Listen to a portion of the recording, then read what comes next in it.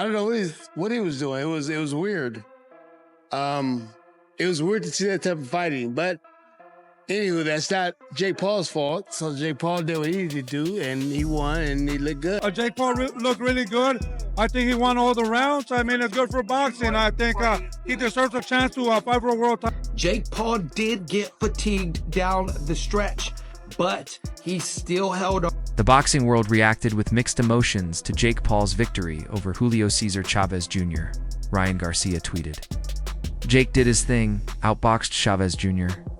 Meanwhile, Shane Mosley applauded Jake's performance, saying he moved well and fought a great fight. He also criticized Chavez Jr., calling his behavior strange and even suggesting it might be time for him to retire. Many fans and analysts echoed those sentiments, impressed by Jake's improvement and left questioning Julio's effort and future in the sport. Jake Paul fought a great fight. You know, he moved around the way he's supposed to, throwing great punches. And for the experience he had, he did fantastic. Junior, on the other hand, he didn't throw any punches until the third or fourth round or something. He was just kind of walking forward, and I don't know what he was doing. It was weird.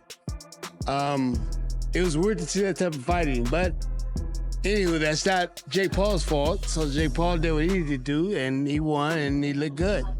Where do you think Junior goes from here, in your opinion, Shane? Junior needs to retire from here.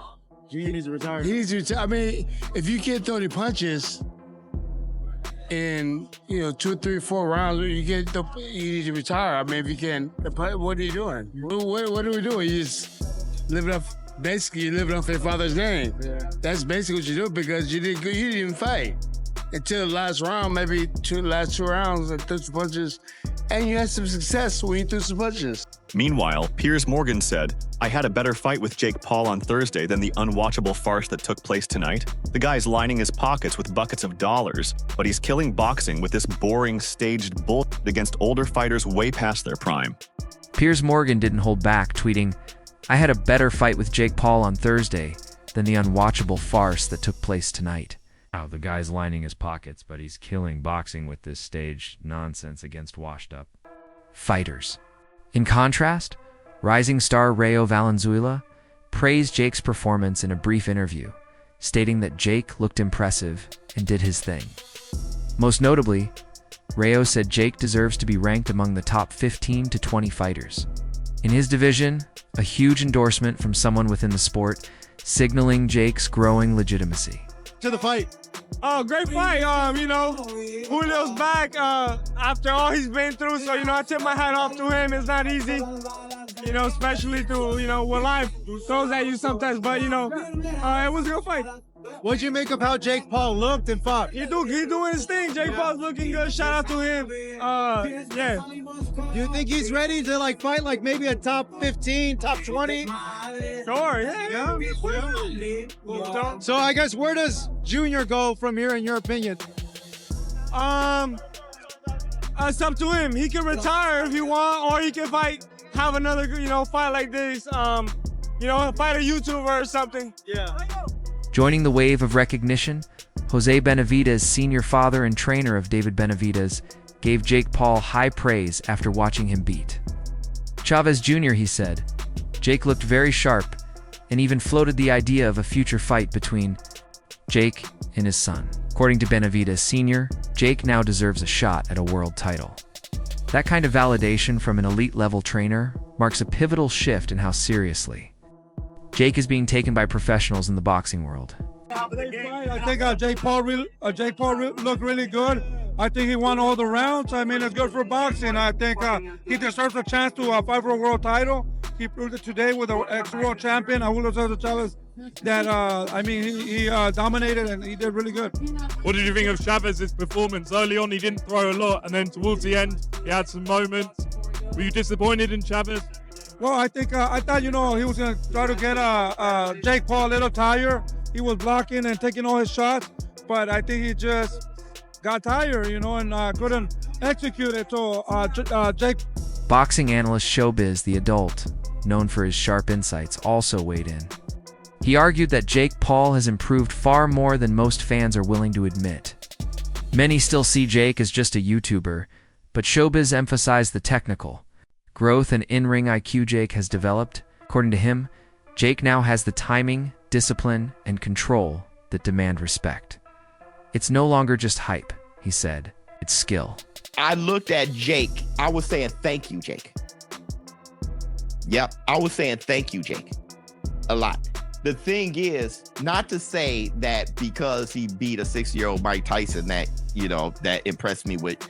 What I'm saying is, you couldn't really see everything that Jake possessed in that fight. He has gotten way better. I saw him training, and I'm like, the guy is good. He messed around and got good. You don't like Zurdo fight? Zurdo looked. I mean, that was one of the best I've seen. One of the best times I've seen him. No, Zurdo won this clear to me. Don't forget it was a point deduction.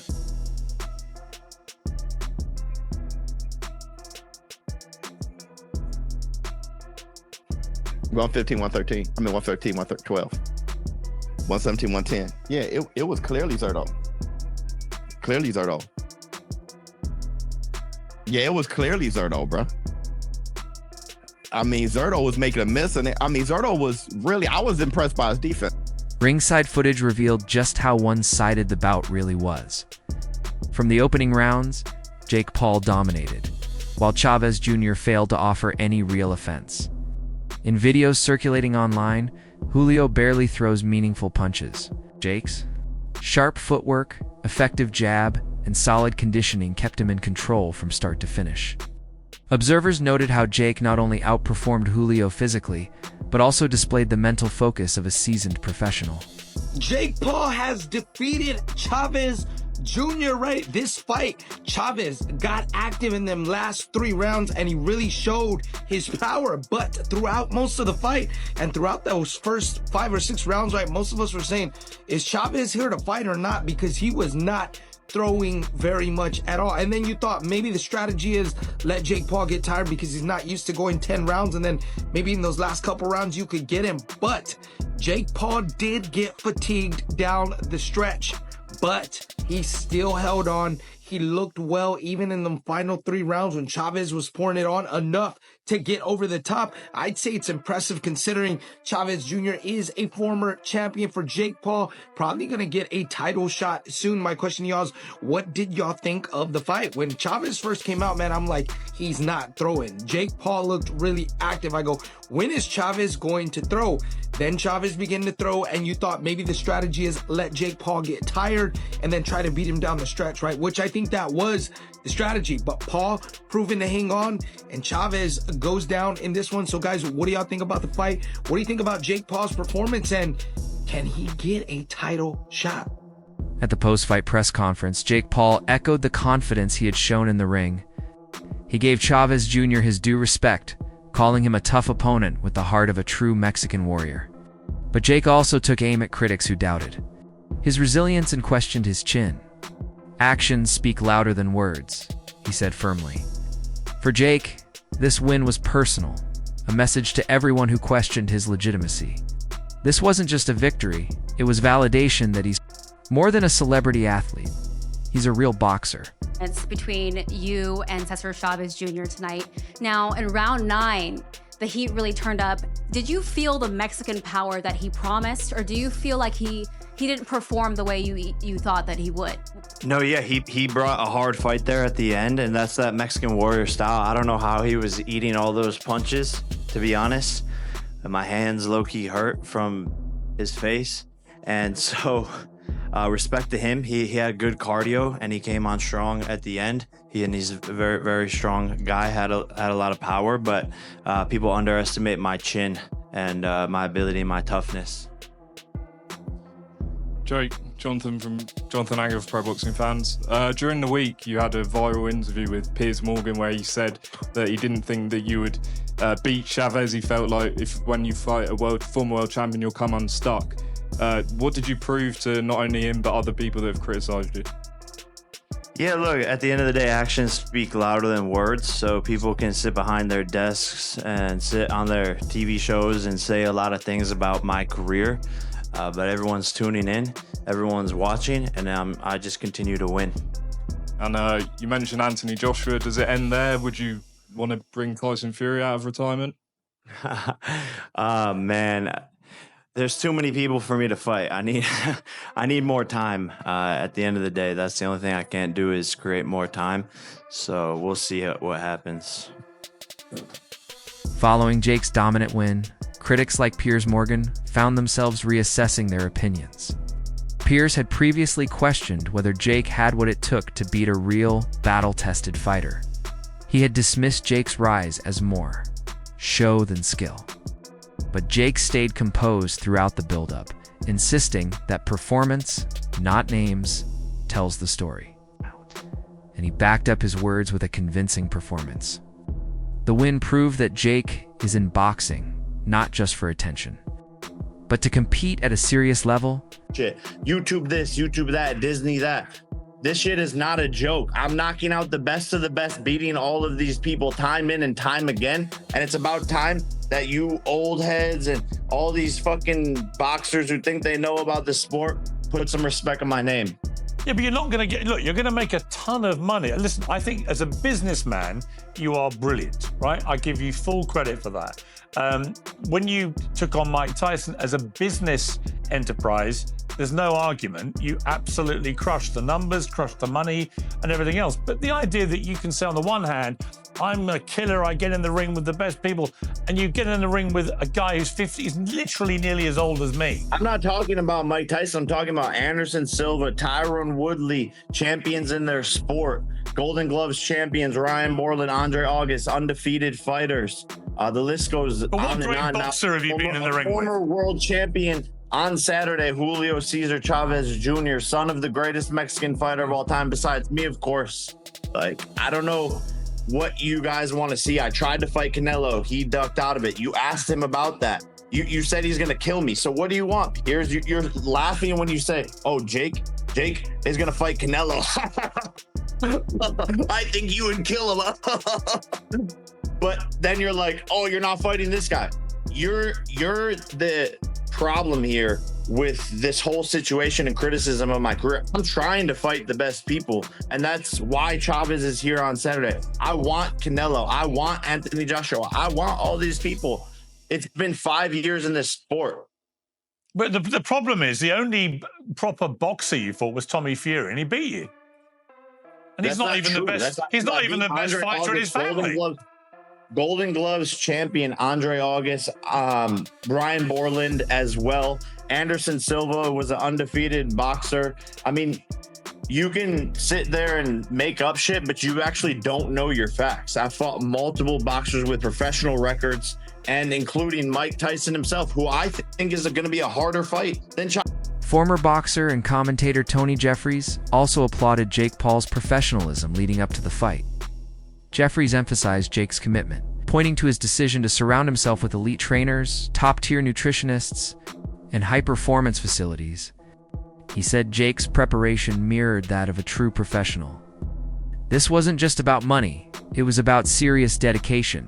According to Jeffries, the results spoke for themselves. Now, one huge advantage you have of money is he can hire the best team in the world. He can have the best things possible. Like, he's got a hyperbaric chamber in his home, but he's got the best kind of chamber. This is helping him with recovery. Normal fighters can't afford to do this. So because of this, he's got that advantage. Now, you might be thinking, well, him getting in a hyperbaric chamber for recovery is not going to help him be a better boxer. Well, my friend, let me tell you, it is. And the reason why it is, if you think you've done a hard boxing training session and you've got another one the next day because fighters train like once, twice, even 3 times a day, you're going to recover faster. If you recover faster, what happens? You perform better on the next session. So let's just say an average boxer is progressing like this because they're not recovering properly. Jake Paul is recovering and progressing like this. We've seen how fast he has progressed, whether you like him or not. He's come from 0 boxing experience to where he's at now. Now, you might be saying, well, Tony, he's fighting old men. Oh, mate. Just look at who Floyd Mayweather fought on his 6th fight, then look at who Jake fought on his 6th fight, and just see the comparisons right there. Now, back to the money. Having that money, he's doing hyperbaric chambers. He's got the best sports scientists, the best trainers around. And if I was still fighting right now and I couldn't afford what Jake's got, what I would be doing is watching what he's doing. Now, you might think that is absolutely crazy. Why would I want to watch Jake Paul? Well, because like I said, he's got the best equipment, he's got the best trainers, he's got the best team that money can buy. If you can take snippets of that for in your training, you know, he's doing something right. Jake Paul had been confident from the very beginning, boldly predicting in pre-fight interviews that he would win. He took the fight seriously, eliminating distractions and focusing solely on training. Sources from Jake's camp confirmed his discipline and laser focus. That preparation paid off. With a dominant win, Jake has turned his vision into reality, and talk of him building a boxing legacy is no longer far-fetched. It's not going to be me, but I'm training harder than ever. I know this is my toughest opponent yet. Maybe not the biggest name opponent yet, but it's still going to be a super, super good fight. So make sure everyone pull up Anaheim, California, Ticketmaster.com. Be there, baby. I was going to say that, you know, do you think this is the toughest opponent? Obviously, he's still a guy who was, you know, he's not all that old. He's got a ton of fights. He's got, I think, 61 pro fights. You think this is the toughest challenge for you if you take everything into consideration? Yeah, taking everything into consideration and how hard he's training behind the scenes, people saying that this is the most serious he's ever taken a fight, and the fact that he's a former world champion, 30-something knockouts, and I think he wants to put Mexico on his back and represent, and he doesn't want to lose to a guy like me because he knows that's going to hurt his legacy that he's built for himself. Yeah, I was going to say, Jake, if you see video of him, it looks like he's training hard. I think if there's one criticism, obviously, as you know, of his that people have always said is that, hey, he doesn't train hard, doesn't work as hard as he should, but he's a guy with a lot of talent. But if he is working hard and he does still have that talent, obviously, that could make for a dangerous opponent, couldn't it? Yeah, 100%. And that's what I bring out of my opponents. You know, even when I fly sparring partners in, they go harder than they normally do with other guys because they want to prove a point because it's me. They don't want to get beat up by a guy who's only been doing this for 5 years or so. So they always bring their A game, and that's why I'm always at my best as well because I have to bring my A. Jake Paul's performance against Chavez Jr. confirmed what many had suspected: his youth gave him a major edge. He entered the fight with explosive energy, strong stamina, and fast recovery. He fought with hunger and urgency, while Chavez Jr., weighed down by time, away from the ring, and personal challenges, seemed flat-footed and out of shape. Though Julio had more experience, it couldn't compete with Jake's relentless pace. The fight showcased how Jake's physical edge, mental drive, and preparation overwhelmed a veteran fighter. This answer he can. He's like, yeah, every fight's different. He's young, so he has a lot of energy. I think that, you know, Jake also has a lot of power. Chavez Jr. has never seen. Again, he's moving up, I don't know how many weight classes from middleweight. Probably never fought a guy that hits as hard as Jake does. Not to say that Jake's, you know, exorbitantly powerful or anything like that. He may be, but it's just he's a cruiserweight. Chavez Jr.'s fought, I think, once at cruiserweight, maybe twice now. Jake's youth is a massive factor for him. Chavez Jr. is 39. He's not, you know, 50 or whatever, but got a lot of boxing miles on him, has some, obviously, outside of the ring substance issues, been out of the ring and on and off for the last however long, has taken massive breaks. So all that's going to... Leading up to the match, most people dismissed it as another Jake Paul publicity stunt. Known for calling out retired athletes and internet stars, Jake wasn't taken seriously, and many expected Chavez Jr. to expose him. But Jake flipped the script. He trained hard, took the fight seriously, and proved the doubters wrong by beating an experienced pro. This wasn't just another win. It was a milestone moment that changed how Jake Paul is viewed in the boxing world. Breaking news, Jake Paul is going to be taking on former world champion Julio Cesar Chavez Jr. in a fight that I think is going to fool a lot of people. And what do I mean by fool a lot of people? What I mean is people are going to, on paper, look at this and be like, oh, Jake Paul gets schooled here, gets schooled here. Chavez Jr. is 39. He was not known as a very disciplined boxer during his prime. That's one of the reasons he had such a heavy decline. He's also a lot smaller than Jake Paul. What I will say about Jake Paul is he is a genius, or his team and management are geniuses at giving him opponents that people on paper look at and be like, oh, Jake Paul's not a real fighter, he won't be able to beat this guy. This is very, very, very, very minimal risk for Jake Paul. The only factor that could come into play here is if Chavez Jr. decides he actually wants to show up properly for this fight, conditioned, and use his experience to win. But Jake Paul, for me, and his team have been very, very careful about who they matchmake him against ever since the Tommy Fury fight. You know, ever since here, we haven't seen him in there with someone his own age, his own weight, and his own sort of experience. For me, if Jake Paul wants to be a YouTube boxer still, and he wants to be considered an influencer boxer, matchmaking him against these guys that on paper, oh, this is a big challenge for Jake Paul, in reality, not really, is okay. But I think if Jake Paul actually is what he says he wants to be, and he wants to make that step up, man, he's going to have to take risks.